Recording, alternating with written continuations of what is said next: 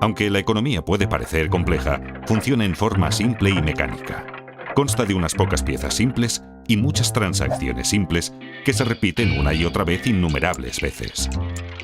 Estas transacciones son impulsadas más que nada por la naturaleza humana y crean tres fuerzas principales que mueven la economía. 1. Incremento de la productividad. 2. El ciclo de deudas a corto plazo. 3.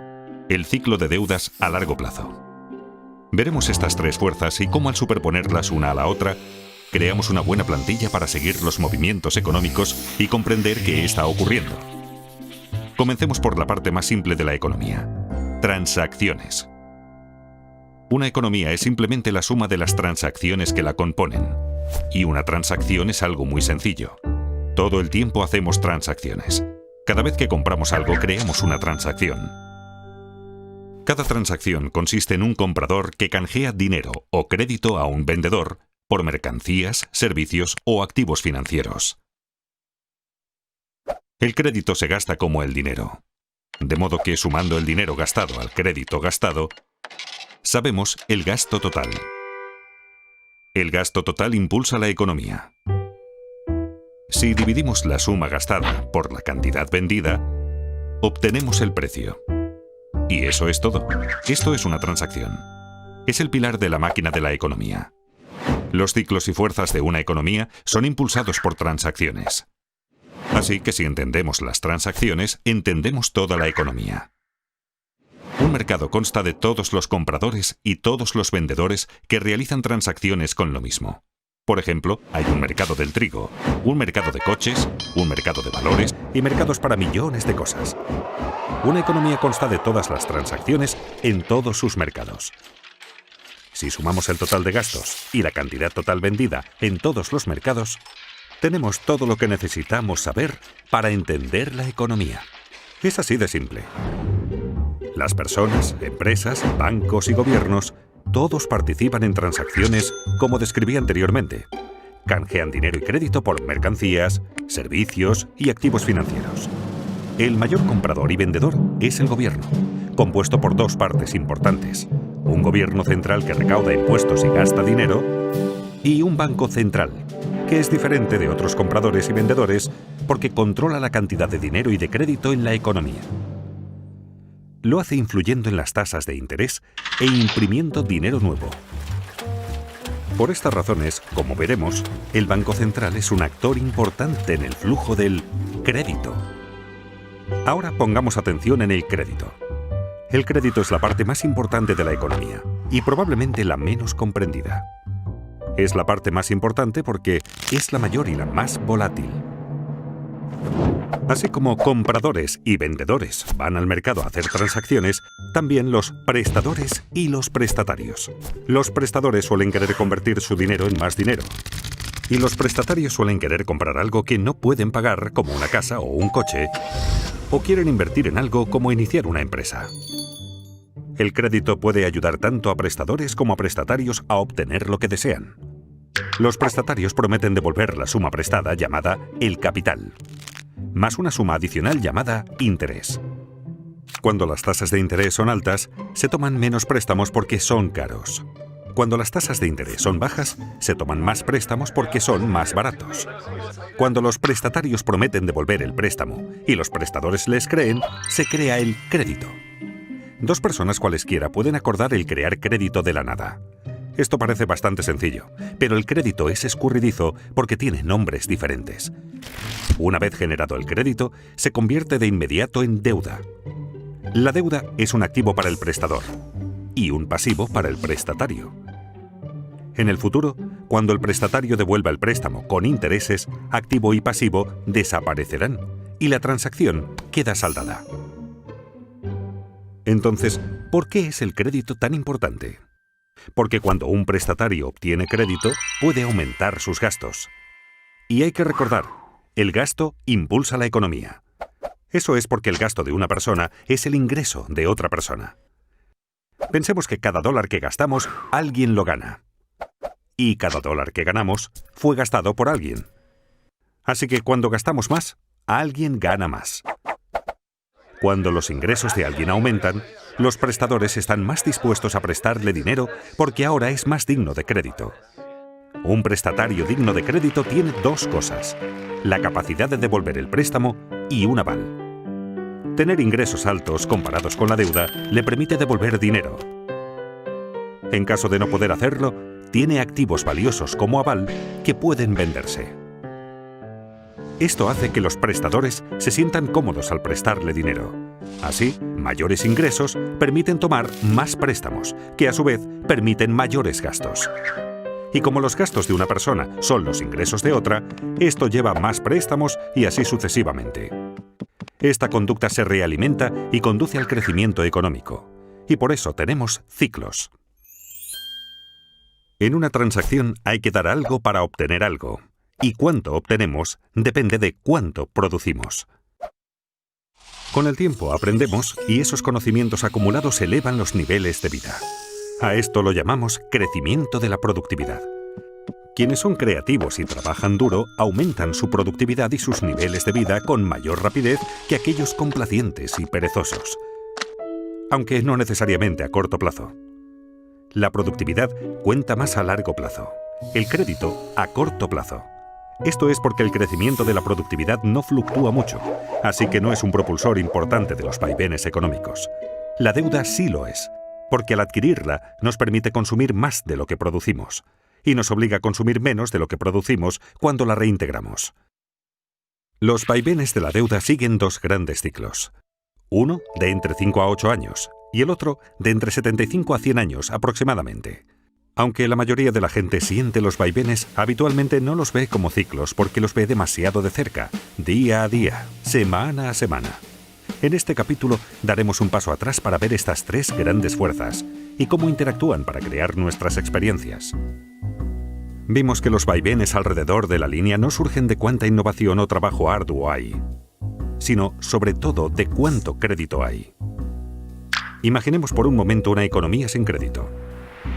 En esta economía solo puedo aumentar mis gastos si aumento mis ingresos, lo cual me exige ser más productivo y trabajar más. Una productividad mayor es el único camino hacia el crecimiento. Como mis gastos son los ingresos de otra persona, la economía crece cada vez que yo u otro cualquiera es más productivo. Si seguimos las transacciones y las mostramos, vemos una progresión como la línea de crecimiento de la productividad. Pero como tomamos préstamos, tenemos ciclos. Esto no surge de ninguna ley o reglamento, sino de la naturaleza humana y de cómo funciona el crédito. Pensemos en tomar préstamos como estirar los gastos hacia adelante. Para comprar algo que no podemos permitirnos, hay que gastar más de lo que se gana. Para ello, debemos tomar prestado de nuestro propio futuro. Así creamos un tiempo en el futuro en el que deberemos gastar menos de lo que ganamos para poder devolverlo. Muy rápidamente se asemeja a un ciclo. En esencia, cada préstamo que tomamos crea un ciclo. Esto es tan cierto para un individuo como para la economía. Por eso es tan importante entender el crédito, porque pone en marcha una serie de acontecimientos futuros, mecánicos y predecibles. Esto diferencia al crédito del dinero. El dinero es aquello con que saldamos transacciones. Cuando compramos una cerveza con efectivo, la transacción queda saldada de inmediato. En cambio, si la compramos con crédito, es como abrir una cuenta en el bar. Prometemos pagar en el futuro. Y junto al barman, creamos un activo y un pasivo. Acabamos de crear crédito de la nada. Solo más tarde, al pagar la cuenta del bar, desaparecen el activo y el pasivo. La deuda se esfuma y la transacción está saldada. En realidad, lo que la mayoría llama dinero es de hecho crédito. El total de crédito en Estados Unidos es de unos 50 millones de dólares y el total del dinero circulante es de apenas unos 3 millones de millones. Recordemos, en una economía sin crédito, la única forma de gastar más es producir más. Pero en una economía con crédito, también podemos gastar más pidiendo préstamos. Como resultado, en una economía con crédito el gasto es mayor, permitiendo a los ingresos subir más rápido que la productividad a corto plazo, pero no a largo plazo. Ahora bien, no me malinterpreten. El crédito no es necesariamente algo malo que solo causa ciclos. Es malo cuando financia un exceso de consumo que no puede reembolsarse. Sin embargo, es bueno cuando asigna recursos con eficacia y produce ingresos que nos permiten devolver la deuda. Por ejemplo, si tomamos un préstamo para comprar una televisión grande, el aparato no genera ingresos para que devolvamos lo prestado. Pero si tomamos un préstamo para comprar un tractor y así poder cosechar mayores cultivos y ganar más dinero, podremos devolver lo prestado y mejorar nuestro nivel de vida. En una economía con crédito, podemos seguir las transacciones y ver cómo el crédito genera crecimiento. Veamos un ejemplo. Imaginemos que ganamos $100.000 anuales y no tenemos deuda alguna. Entonces, si nos prestan $10.000, supongamos que en una tarjeta de crédito podríamos gastar $110.000, aunque en realidad solo ganamos $100.000. Como mis gastos son los ingresos de otro, alguien está ganando $110.000. La persona que está ganando $110.000 sin tener deuda alguna puede tomar prestados $11.000 y así gastar $121.000, aunque en realidad solo ganó $110.000. Sus gastos son los ingresos de otro, y siguiendo las transacciones podemos comenzar a ver cómo este proceso sigue una pauta que se refuerza a sí misma. Pero recordemos, tomar préstamos crea ciclos, y si el ciclo sube, en algún momento deberá bajar. Esto nos lleva al ciclo de deuda a corto plazo. Cuando aumenta la actividad económica vemos una expansión, la primera fase del ciclo de deudas a corto plazo. El gasto sigue creciendo y los precios comienzan a subir. Esto ocurre porque el mayor gasto es alimentado por el crédito, que puede crearse instantáneamente de la nada. Cuando el gasto y el ingreso aumenta más rápido que la producción de bienes, los precios suben. La subida de precios se llama inflación. El Banco Central no desea demasiada inflación porque causa problemas. Al ver que los precios suben, el banco sube las tasas de interés. Con tasas de interés más altas, menos personas pueden permitirse tomar préstamos y el coste de las deudas existentes sube. Por ejemplo, suben los pagos mensuales de nuestras tarjetas de crédito. Como la gente toma menos prestado y tiene que pagar más por sus deudas, tienen menos dinero disponible para gastar y el gasto se ralentiza. Y como los gastos de una persona son los ingresos de otra, los ingresos bajan y así sucesivamente. Cuando la gente gasta menos, los precios bajan. Eso se llama deflación. La actividad económica disminuye y tenemos una recesión. Si la recesión se torna demasiado grave y la inflación ya no es un problema, el Banco Central bajará las tasas de interés para que todo vuelva a remontar. Con tasas de interés bajas, los reintegros de las deudas se reducen, se toma más prestado y se gasta más, y vemos otra expansión. Como vemos, la economía funciona como una máquina. En el ciclo de deuda a corto plazo, el gasto se restringe solo por la voluntad de prestadores y prestatarios de dar y recibir crédito. Cuando el crédito se obtiene con facilidad, hay expansión económica. Cuando no se obtiene fácilmente, hay una recesión. Y atención, este ciclo es controlado en primer lugar por el Banco Central. El ciclo de deuda de corto plazo suele durar de 5 a 8 años y se repite una y otra vez durante décadas. Pero notarán que la parte inferior y la superior de cada ciclo terminan con mayor crecimiento que el ciclo anterior y con más deuda. ¿Por qué? Porque la gente lo empuja. Se inclina más a tomar préstamos y gastar que a pagar deudas. Es la naturaleza humana. Por eso mismo, a la larga, las deudas crecen más rápido que los ingresos, creando el ciclo de deudas a largo plazo.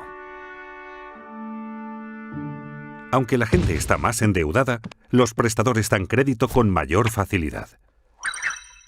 ¿Por qué? Porque todos consideran que las cosas van muy bien. La gente piensa solo en los acontecimientos recientes. ¿Y qué fue lo que ocurrió recientemente? Los ingresos subieron. Los valores de los activos suben. El mercado bursátil ruge. Es un boom. Conviene comprar mercancías, servicios y activos financieros con dinero prestado. Cuando la gente hace mucho de eso, le llamamos una burbuja. De modo que aunque las deudas hayan ido creciendo, los ingresos han crecido casi tan rápido como para compensarlas. A la relación entre deuda e ingresos la llamaré carga de la deuda. Mientras los ingresos sigan subiendo, la carga de la deuda se mantiene manejable.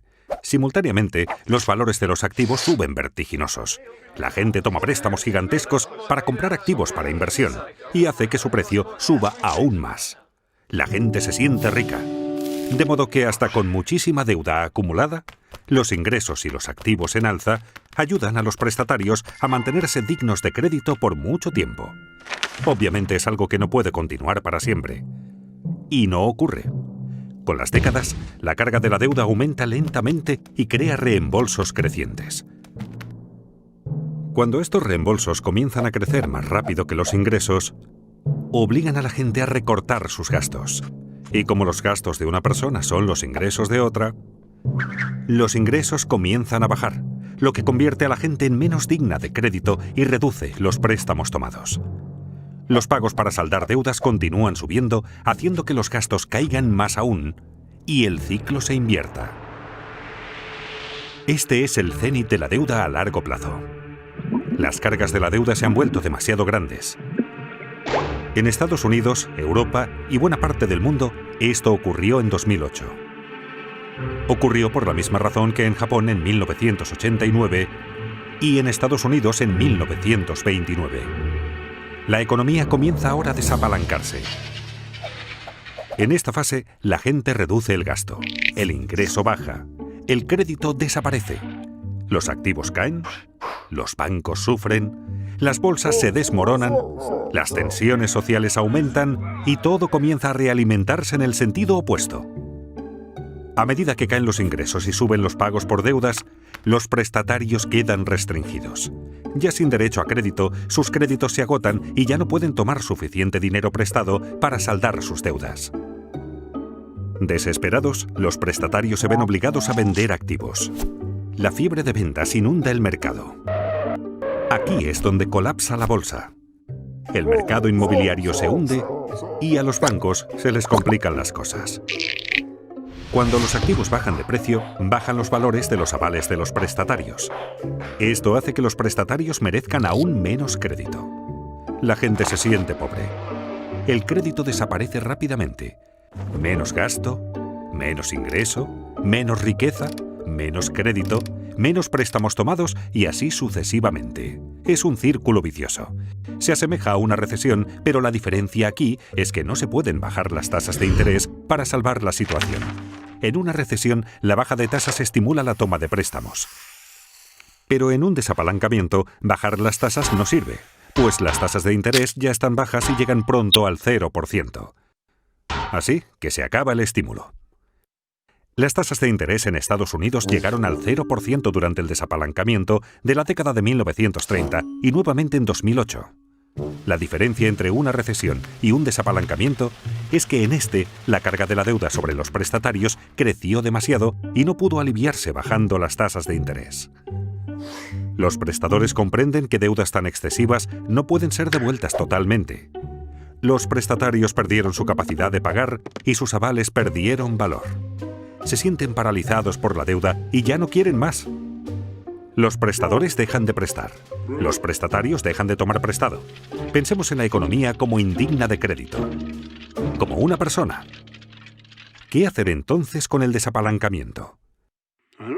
El problema es que las cargas de las deudas son muy altas y deben bajar. Hay 4 formas en que esto puede ocurrir. 1. Personas, empresas y gobiernos recortan sus gastos. 2. Se reducen las deudas mediante moratorias y reestructuras. 3. La riqueza se redistribuye de los que tienen a los que no tienen. 4. El Banco Central imprime dinero nuevo. Estas 4 formas ocurrieron en cada desapalancamiento de la historia moderna. Es habitual recortar primero los gastos. Como vimos, personas, empresas, bancos y hasta gobiernos se ajustan el cinturón y recortan gastos para poder pagar sus deudas. Esto se llama con frecuencia austeridad. Cuando los prestatarios dejan de contraer nuevas deudas y comienzan a pagar las deudas viejas, puede esperarse que la carga de la deuda baje. Pero ocurre lo contrario. Como se recorta el gasto, y el gasto de una persona es el ingreso de otra, esto hace que los ingresos caigan más rápido de lo que se saldan las deudas, y así la carga de la deuda de hecho empeora. Como vimos, este recorte del gasto es deflacionario y doloroso. Las empresas están forzadas a reducir costes, lo que significa menos empleos y mayor paro. Esto lleva a la etapa siguiente. Deben reducirse las deudas. Muchos no pueden pagar sus préstamos y las deudas del prestatario son el activo del prestador. Cuando los prestatarios no pagan al banco, la gente teme que el banco no pueda pagarle lo suyo y corre a retirar su dinero del banco. Los bancos quedan restringidos y la gente, las empresas y los bancos dejan de pagar sus deudas. Esta grave contracción económica es una depresión. Buena parte de una depresión consiste en descubrir que lo que suponíamos era nuestra riqueza no está. Volvamos al bar. Cuando compramos una caña a cuenta, prometimos pagarle al dueño del bar. Nuestra promesa se convirtió en un activo del barman. Si no cumplimos la promesa, no le pagamos y entramos en moratoria de nuestra cuenta de bar. Entonces, este activo que tenía, de hecho, no vale nada. En esencia, ha desaparecido. Muchos prestadores no quieren ver su patrimonio desaparecer y acuerdan reestructurar la deuda. Esto significa que los prestadores recibirán un reembolso menor o que cobrarán en un lapso mayor o con un interés menor al acordado inicialmente.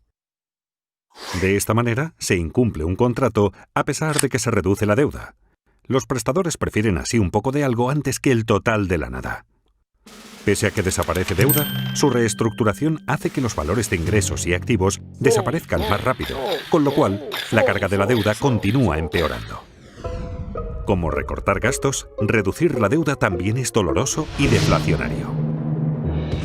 Todo esto afecta al gobierno central porque menores ingresos y menos empleo significan que el gobierno recauda menos impuestos.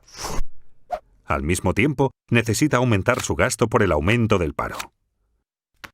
Muchos de los parados tienen ahorros inadecuados y necesitan apoyo financiero del gobierno.